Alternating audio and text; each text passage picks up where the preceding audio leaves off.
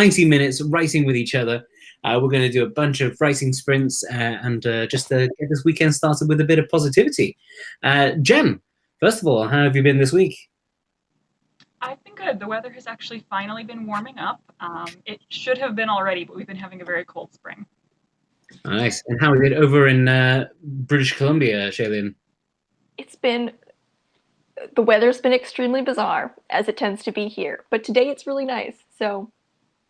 Hey, what better thing to do than to stay inside, stay safe, and get some writing done? We're going to start in just a few minutes. We're due to start at 3 p.m. Eastern, which I think is 12 p.m. on the Pacific, 8 p.m. over here in the United Kingdom where I am. It's going to be, I think, midnight India and 3 a.m. If you're as far as Singapore or Hong Kong, and maybe 5 a.m. I want to say if you're in Sydney. I think I covered just about all the major Reedsy time zones.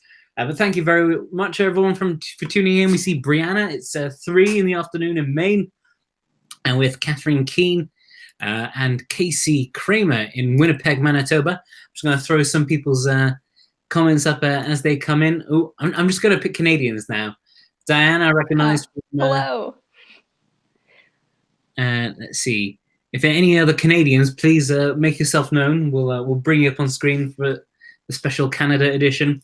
As I mentioned, we're going to start in just a few minutes, but make yourself at home. Shaelin, so what's the deal here? How's this going to go down? Yeah, so if you have not been to one of these before, basically we just do a couple writing sprints. So set a timer for 15 minutes. Sometimes we do the last one a little bit shorter. And then you can just focus on writing whatever it is that you want to work on. You can draft something, you can revise something. If you don't have anything to write on, you could work on something for our prompts contest. Hello, fellow Vancouver person. Yeah, and then once the sprint is done, we can all just kind of check in and chat about how much we wrote and what we got done. Cool. Awesome. So we're just going to have a few of those.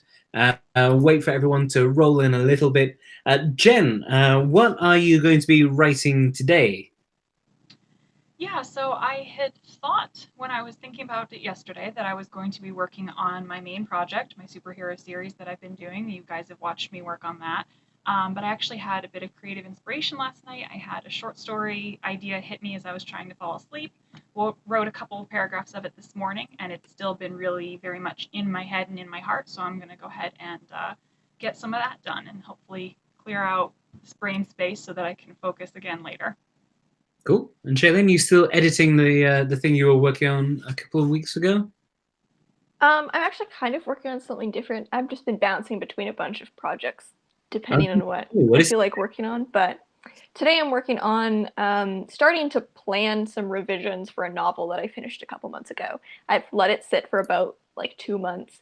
So I feel like it's time to start actually working on that and planning out what I'm going to do with this mess that I've created. So that'll be fun. It's like outlining, but for a draft I've already written. I call it postlining. Cool. Well, as Shaelin mentioned, a lot of folks here bringing their own work in progress to work away up here. But the whole purpose of this is just to get some writing done. We're here to help keep you accountable. There's going to be a timer sort of counting down. We're going to do sprints for 20 minutes. If you need some sort of inspiration, don't worry. If you head to the description of this video, you'll see some links to a bunch of resources that Reedsy has to offer, including our writing prompts. We have a competition that we run every single week. You could pick one of the new prompts from this week's competition. If you like what you write, you can submit it and maybe win $50 whole US in our competition. And also we have a bunch of other things, including our book title generator, character name generator, plot generator. If you want, just a different flavor of prompt just to get you started, head into the description and open those up and see how you like those. So it's just past 8 o'clock where I am, 3 p.m. Over on the East Coast. Well, everyone hopefully knows what the deal is. I think we've got a decent amount of folks here now. So how do you guys feel about starting? I'm ready to go. I'm good to go. Okay. Let's see. I'm going to put 20 minutes on the clock. Just wait. I'm going to take myself off here. And let's call this 20 minutes on the clock. All right, everyone. Yep, hope you settled in. Enjoy this one. Talk to you in 20 minutes.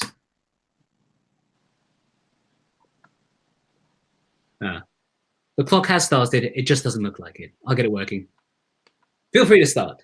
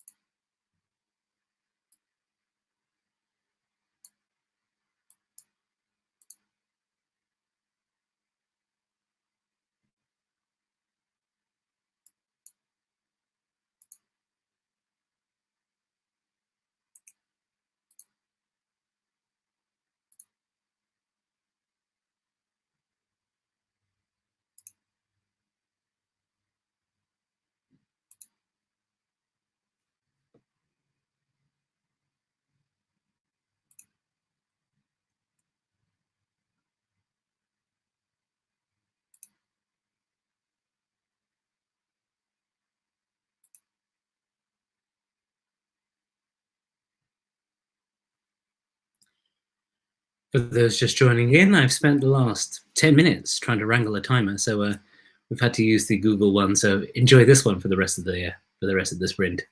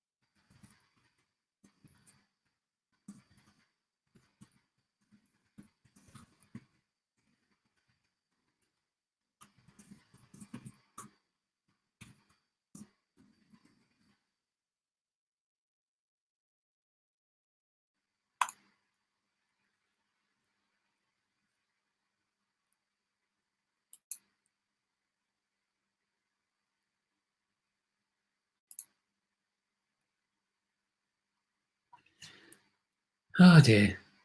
The timer seems to be stuck at 10 minutes and 44 seconds for quite a while. I may just have to wing this one, everybody. Pretend that timer is counting down, and at the end of 20 minutes, I'll make a noise.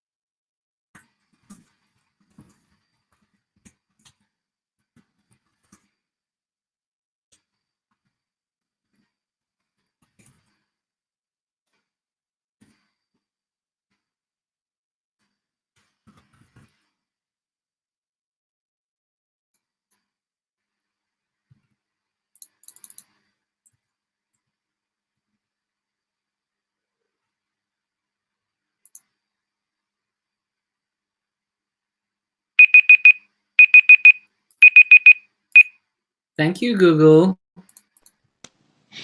Okay. That's the end of our first one. Sorry, folks, for the technical glitch. Long-time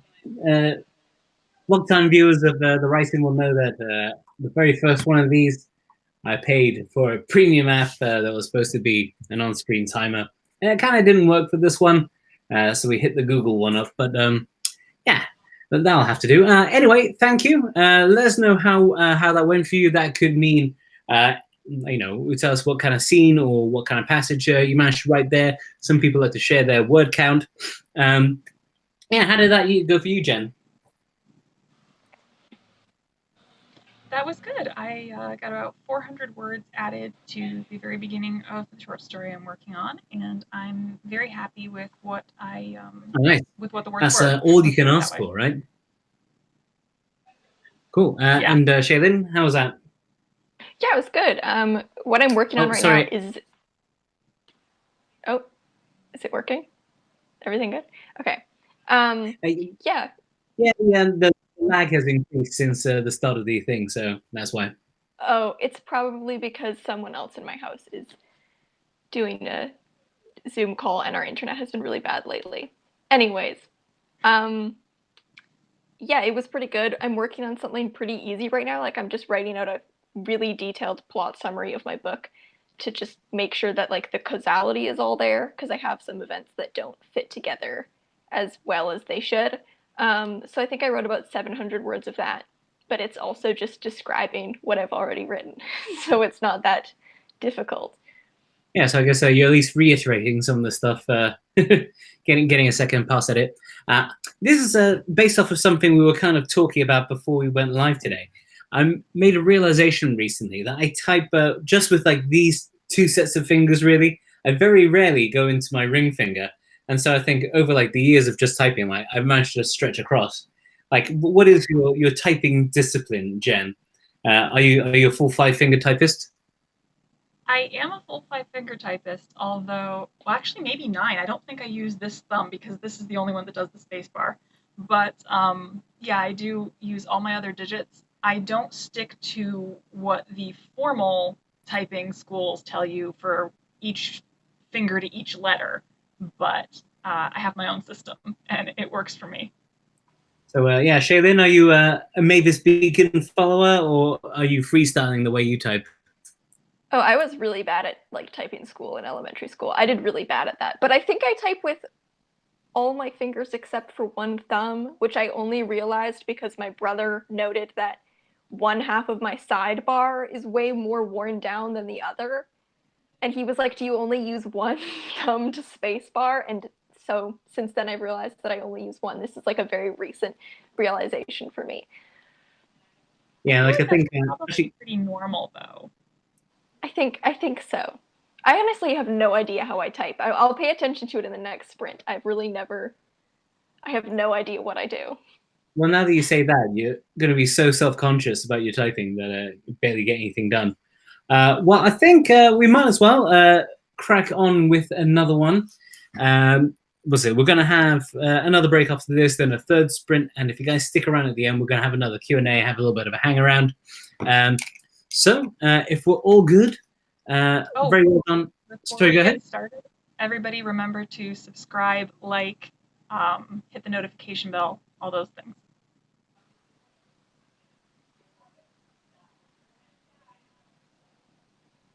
Okay, great.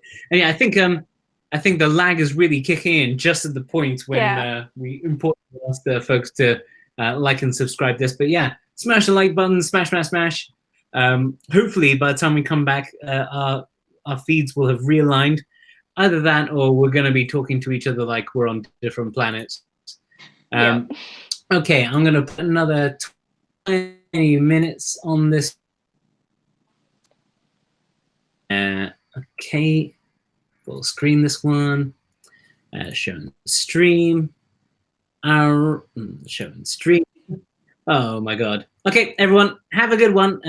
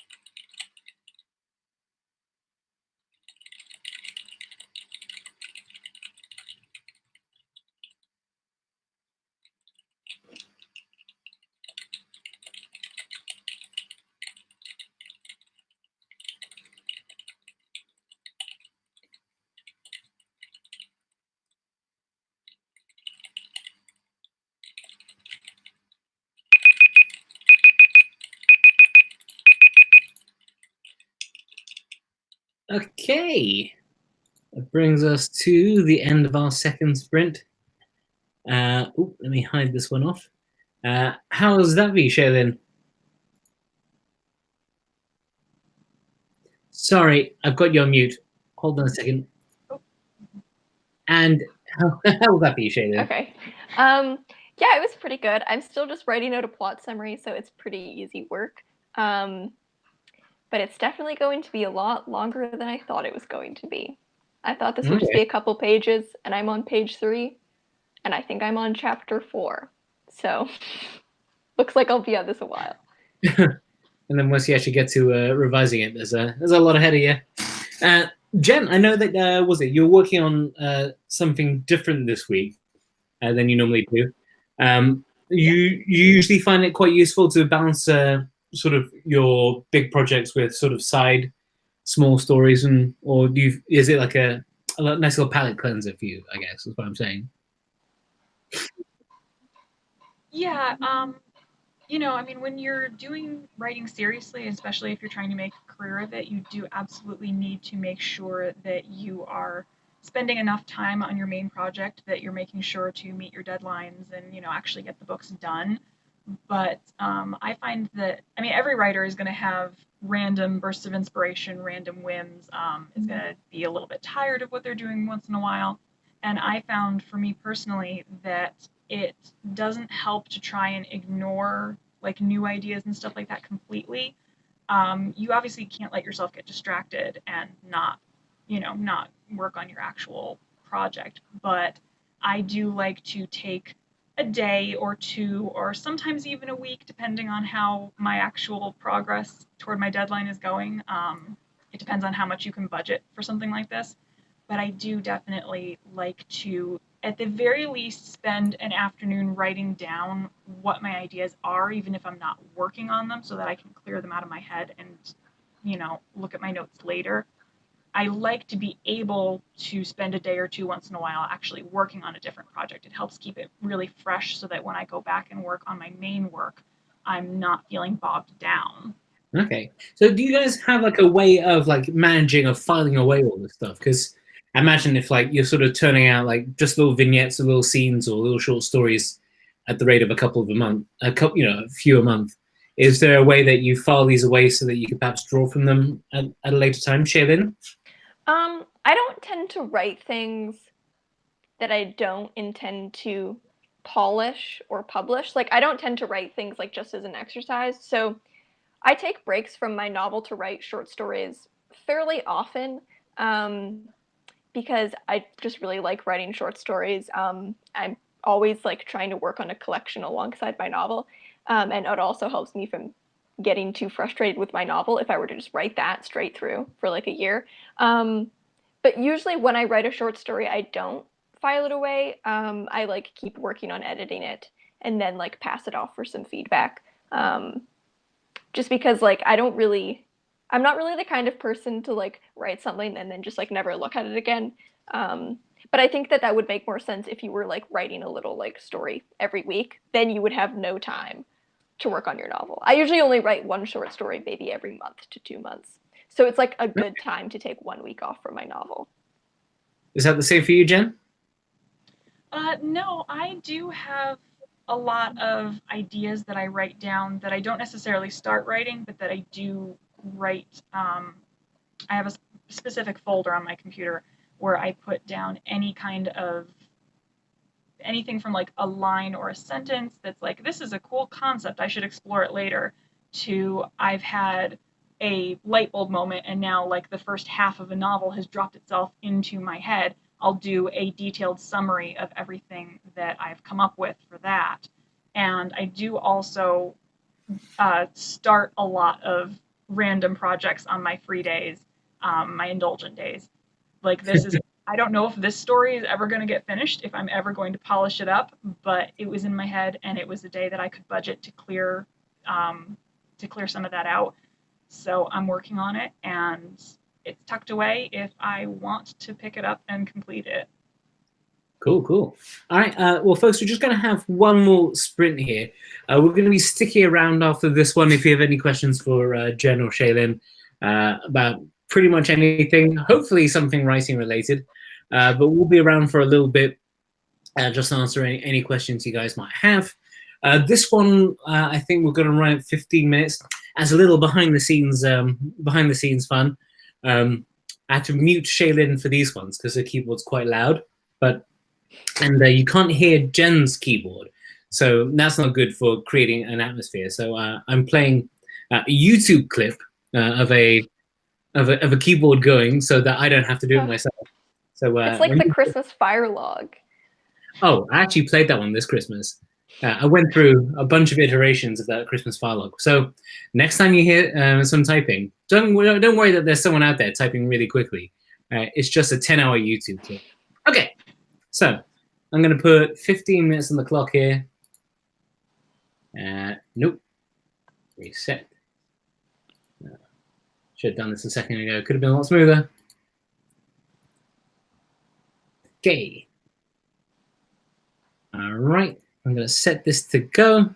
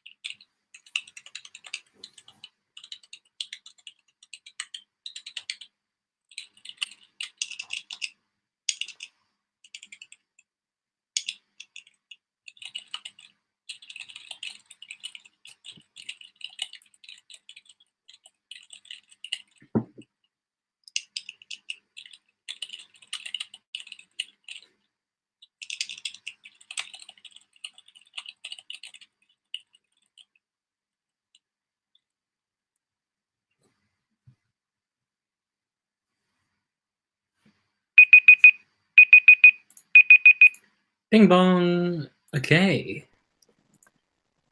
That's the end of our third one there. Give me a second. I need to remember to unmute Shaelin so that we may have a real conversation. Okay, fantastic. That was the third of our sprints. I can't remember which one of you are sort of most productive later on, but did you guys both find that quite a productive one, Shaelin? I think I wrote like the same amount at every single one of these sprints. So that's you're keeping a steady pace. That's yeah. That's a good running technique. And Jen? Yeah, I had pretty much the same experience. I think I got about 400 the first time and then about 300 the other time. So maybe slightly down from my initial, oh, I get to write this story again, but still quite happy with that I was cool. going. Okay, we're going to basically stick around and then answer any of your questions if you have any. Jen, I think your connection's a little bit choppy. I'm wanting to maybe see what happens if you log off and log back on. We'll be here, so if you just give it a reset, hopefully that does something. While Jen pops off and pops back, I just want to plug something. Those of you who stick around and do a lot of stuff here in Reedsy know that I run these webinars every other week. In which we bring on like editors or like book designers with the idea that they come and sort of show folks how to write better books, how to edit better books. Next week, we've got quite a special event going on Wednesday, same time, so 3 p.m. Eastern, where if you sign up, you can submit like a passage of your work, so like a paragraph or so, and then it will stand a chance to have 2 actual real-world professional editors copy edit it right in front of you. I'm going to post a link for it. There's a bit of a lag, so you will have seen that I posted it 20, 30 seconds ago. But head to that and sign up, and you can find a place where you can actually go and submit like a passage of your work. The idea is that if you have any problem passages, so things that you keep sort of tooling around and you can't get quite right, if you send it to us, we'll hopefully be able to feature it during the webinar next Wednesday, and you'll see how a professional editor goes around and works at a sentence or a paragraph until it communicates what you want it to, and it starts to ring and it sounds great. So yeah, what I'm going to do here is if you've got any questions coming in, I'm going to post it up there. I might choose which one of you might be best to answer it. But if the other person feels like they want to chime in with something as well, please do. Okay, let's see if there are any questions coming just yet. So not just yet. So which is absolutely fine. While we wait for some to come in, I was always wondering, like the last couple of weeks have been sort of in my mind sort of fantasizing about things we'll do when things go back to normal and thinking back to the old times. I'm wondering, like, did you guys back in the before times have like a place you go to leave the house where you'd find yourself being like super productive? So, you know, it could be a cafe or a park or something. Jen, was there that place? I actually did most of my writing on a desktop computer, so for me, not really, because I would have to use my secondary laptop that was old and kind of clunky. Most of the time, if I was going to go through that effort, I would actually just sit in my backyard, which is quite pretty, and just listen to the bird song. Yes, that's quite nice. I guess yeah, if you do live in the country like you do and have a backyard, that'd be quite pleasant. Shaelin, did you have your place? I did have a place. I had this one cafe that I would always go to. It was like my office that I would always walk to and spend like the whole day there whenever I wanted to get a lot of writing done. And I never realized how much I missed it until now. Yeah, like there's all these things that seem like such a hassle before, and now you realize, oh man, I really like that. Maybe, you know, for one day I'd like to squeeze myself into a busy bus without having to worry. Okay, I'm going to hit the first of the questions here. Pick this one out because whenever we run a webinar or have a talk, it's a question that always does turn up. I'll send this one to Jen first. Which perspective is better, first person or third person? So there really is no universal better. In terms of the perspective, it's always going to depend on both your story and the genre that you're working in.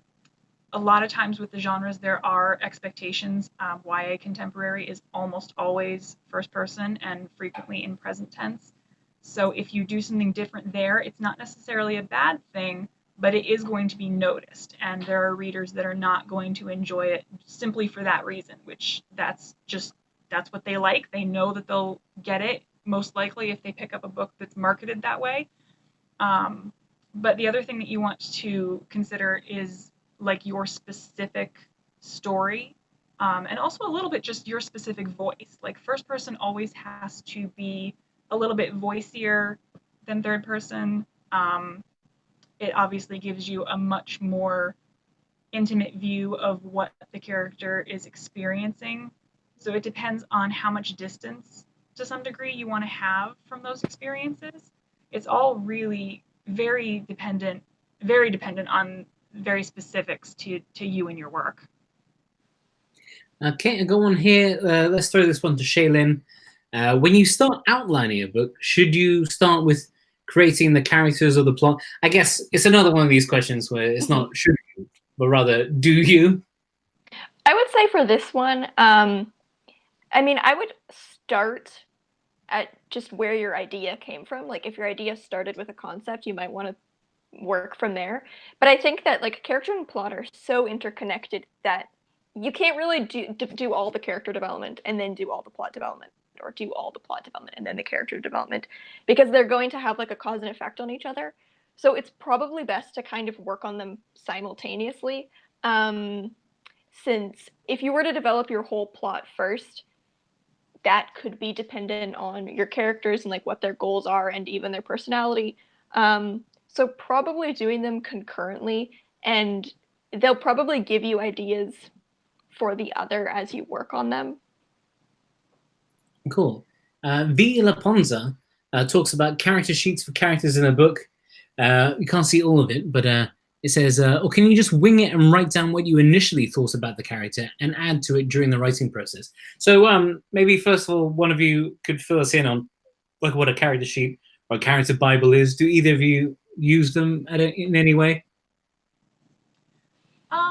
I definitely do take extensive notes on my characters, and I will run through character sheets. So basically, character sheets, if anyone's not familiar, is like a specific template that you go through where you answer anything from the character's full name, their age, basic biographical details, to really in-depth things like what they believe about important topics. Would they ever kill for anything? Would they, who have they ever been in love with? Have they ever been in love? Deeper dive issues like that. And Reedsy does have a character profile template that you could get if you would like help with that. At the beginning, I usually personally write down whatever I've got, and then if I feel that I need more depth than what I'm coming up with on my own, I'll turn to something like that because they'll most likely give me an angle to consider that I hadn't thought of yet. So for me, it's definitely a mix. Yeah, I'm very much a discovery writer, so I'll do like a little bit of planning beforehand, but it's more just like writing down any ideas that I think of and do more of the character development, like discover it as I write the book. But I still do keep a character sheet with all like the information, because otherwise I'll just forget things like a birthday or something, and then I won't be able to keep track of how old my character is if the story spans several years. So I use it more for keeping track of like information, but then I do most of the character development like via the writing process. Okay, here's one probably for both of you from Egg Avatar Thomas Hawkins. What authors influence you the most? Shaelin?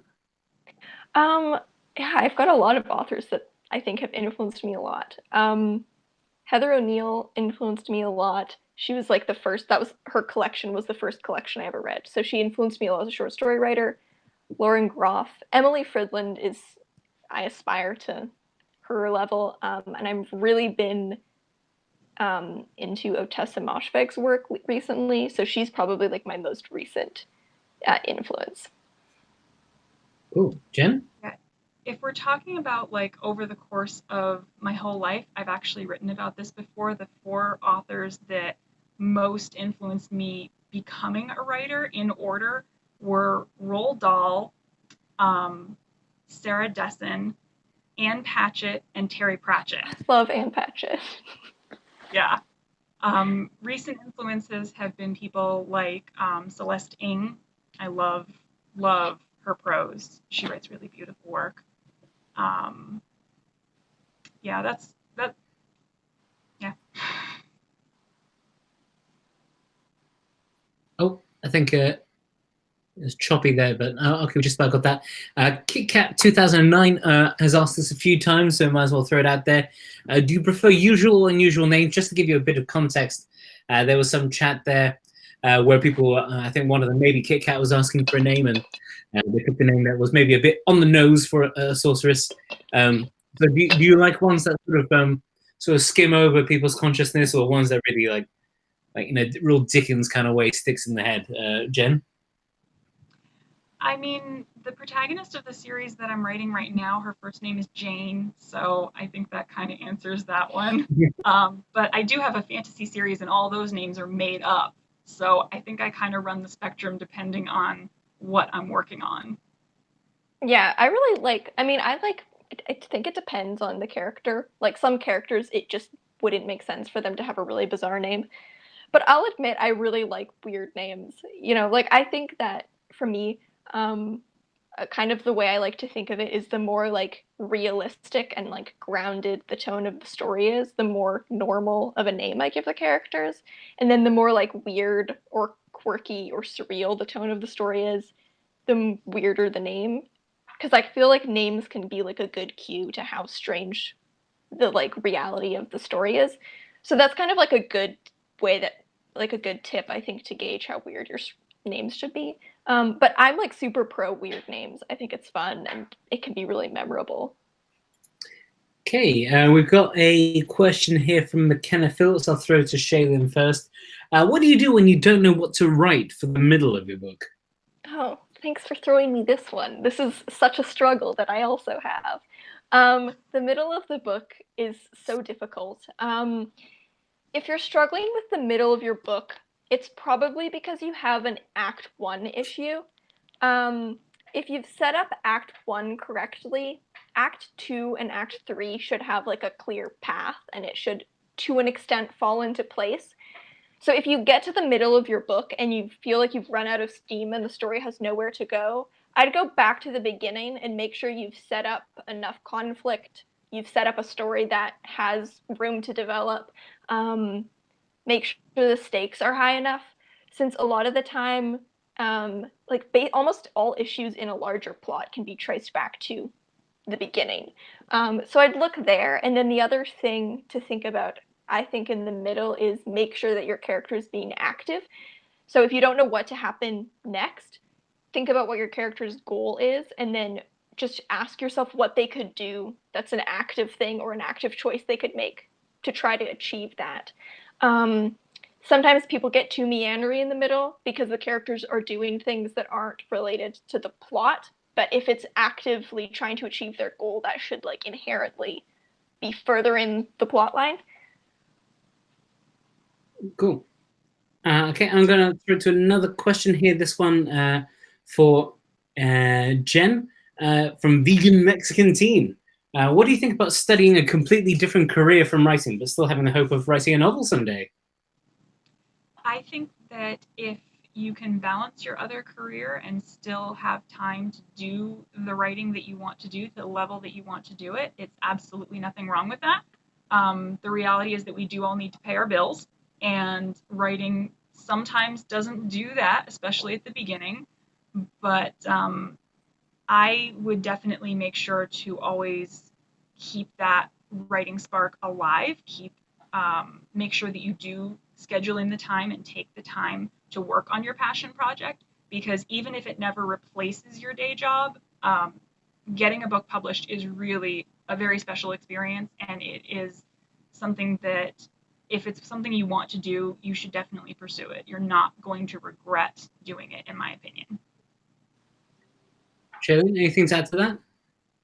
Yeah, I would completely agree with that. I think like trying to go all in, full in on a career as a writer, you know, it's great if you can do that or if you want to do that, but it's not realistic for a lot of people. Most writers, even published writers, still have a day job or work in some other field.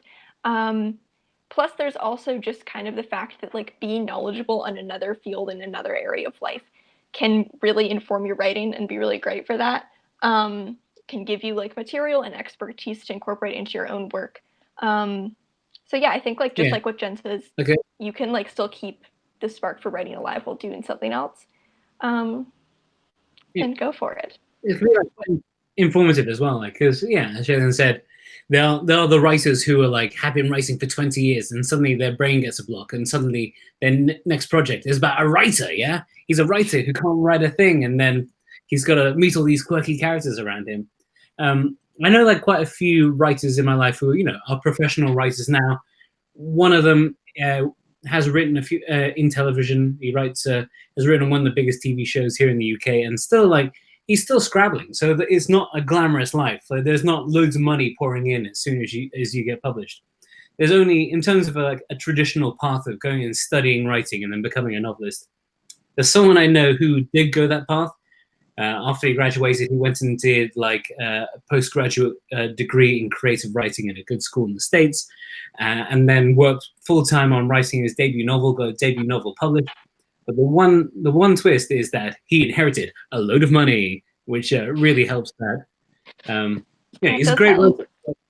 If you actually do want to, write full time, it does not pay for a long time. You'll have authors who you will know their name probably, who still do not earn as much money as like a fireman does. So yeah, of course, keep that work going and write on the side. Let that inform you, and of course, just keep pushing on. But becoming an author that can pay the bills with the writing does take time. Debbie M asks, do you guys have day jobs? Have other day jobs? Oh, we work here. Yeah. We all work at Reedsy. Maybe you'd like to both sort of describe what your daily work sort of entails. Jenn?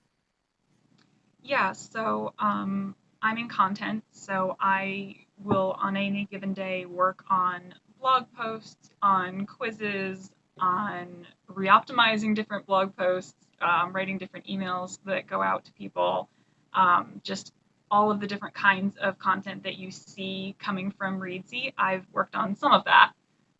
So I do definitely write for my day job, but not all novel writing for my day job. And Shaelin, what do you do leading into a plug? Yes, I make all the videos on this YouTube channel, and also run our social accounts. So if you follow us on Twitter, that's me tweeting out to you guys with some writing tips. But yeah, if you're like not subscribed here, writing tips twice a week, it's a good time. Other than just like all the live events that we do also make like educational writing content on this channel. So yeah, I guess maybe I'll throw this one kind of back to Jenn, because I suppose like a lot of people, they talk about becoming a professional writer, and I guess in a way you are now one. You're an author by night, and during the day you are a writer. This is writing content for companies and stuff is one of the ways one makes money while working the way up. Have you found yourself, because you do a lot of writing during the day for your day job, finding it harder to actually dig into your work as a novelist? Not as much as I was worried I would when I first got into this field. I do definitely need to take a solid break when I finish for the day here. I usually go and have my dinner and either watch a TV show, read a book, play a game, whatever. But by the time I get like half an hour or an hour of just unwinding, the writing itself is so different and it uses different parts of my writing skill that I don't really find it too hard to switch from one to the other, unless my job was unless my day in general was particularly stressful, or something like that. Cool. And I guess for you, Shaelin, do you feel like creating videos, because you also have your own YouTube channel, do you feel like that's very much like a different part of your creativity set? Like you can sort of distinguish between the two? Yeah, I would say that like I don't feel like they really overlap. Like I don't feel like I put creative energy into like talking about writing that takes away from my writing. If anything, I think it helps. You know, it's like if I like sit down and talk to myself about writing for 3 hours, then I'm kind of like, oh man, I could go write some stuff myself. I like self-motivate by doing that. So if anything, it's good Yeah, for me. to a degree, even writing blog posts can be like that, because if you're explaining an aspect of writing, it can actually kind of jazz me up. It's like, ooh, that was really fun. I should actually go and follow my own advice and do that. Yeah. Cool. Well, just one last comment. Apparently, Dark Knight Productions, while they were writing, forgot that it was their birthday now, which means, I guess, you are somewhere in the Indian subcontinent. So, well, actually, Happy no. birthday!